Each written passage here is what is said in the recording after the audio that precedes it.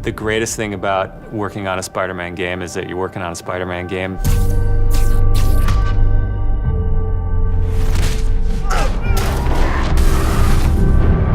The hardest thing is that it's a Spider-Man game.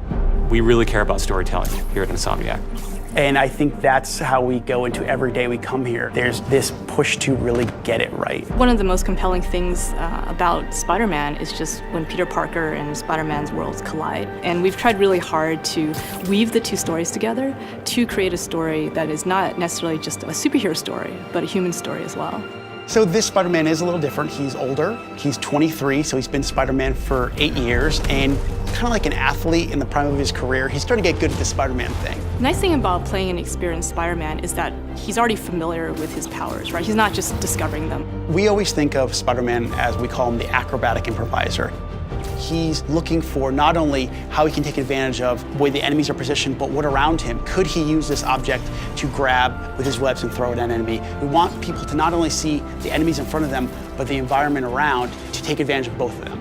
He also knows that the criminals out in the city know how he works as well, so he's got to mix it up. So even though he is more experienced, the challenges are going to be bigger than he's ever faced before. Spider-Man has a rich history of having great stories. The core of our story is this duality between being Peter Parker and being Spider-Man. What's cool about Mr. Negative is that he also has a duality. He's got his positive side as Martin Lee, who runs the homeless shelters in the city, but he also has his negative side. When Peter makes the connection that the leader of the inner demons is the guy who my aunt works for, we got the perfect collision of those two worlds.